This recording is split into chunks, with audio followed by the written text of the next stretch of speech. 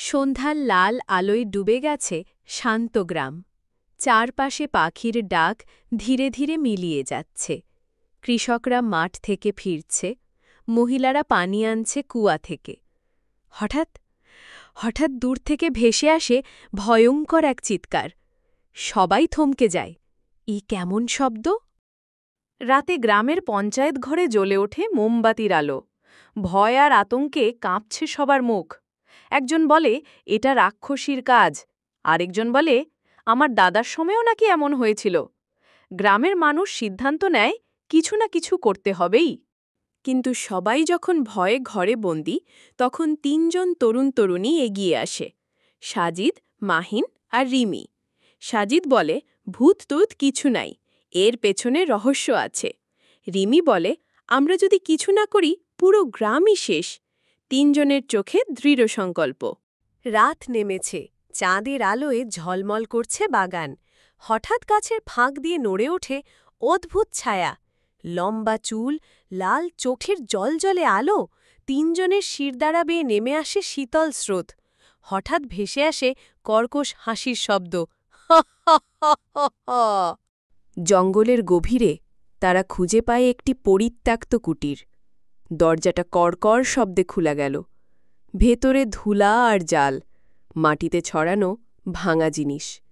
হঠাৎ ধপ করে বন্ধ হয়ে গেল দরজা। চারপাশে অন্ধকার, নিঃশ্বাসের শব্দ ছাড়া আর কিছু নেই। হঠাৎ তারা খুঁজে পায় এক পুরনো কাগজ। কাগজে লেখা, অভিশপ্ত আত্মা মুক্তি চায়। রিমি ফিসফিস করে, মানে রাক্ষসী সত্যিই আছে? ভেতর থেকে ভেসে আসে অদ্ভুত শব্দ, যেন কেউ নিঃশ্বাস ফেলছে। হঠাৎ গর্জে উঠে ঝড়ের শব্দ। দরজার সামনে দাঁড়িয়ে আছে সে, রাক্ষসী।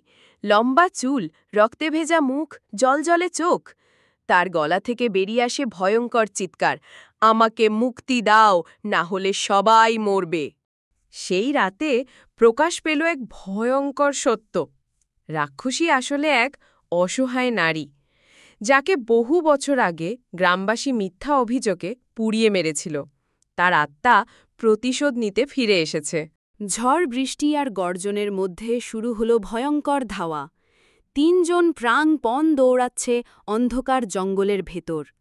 পেছনে লাল চোখের আগুন, গাছের ফাঁকে ভেসে উঠছে তার ছায়া, কানে ভেসে আসছে হিংস্র গর্জন। তোমরা আমাকে থামাতে পারবে না। অবশেষে তারা খুঁজে পায় মুক্তির উপায়। মন্ত্রলেখা কাগজ, চারপাশে জ্বলছে মোমবাতি। তুমুল ঝড়ের রাতে তারা মন্ত্র পড়তে শুরু করল। রাক্ষসী চিৎকার করছে, থেমে যাও, না হলে সবাই শেষ হয়ে যাবে। কিন্তু তারা থামল না। হঠাৎ সবকিছু থেমে গেল। ঝড় থেমে গেল। ভোরের আলো ছড়িয়ে পড়ল চারদিকে। গ্রামের মানুষ আবার শান্তি পেল। কিন্তু সেই রাতের ভয় আজীবন থেকে যাবে সবার মনে। ভুলে যেও না, অন্যায়, প্রতিশোধ আর অভিশাপ সবকিছু শুরু হয় মানুষের নিষ্ঠুরতা থেকে। তাই কখনো কাউকে মিথ্যা অভিযোগে শাস্তি দিও না, কারণ অন্যায় একদিন ফিরে আসে।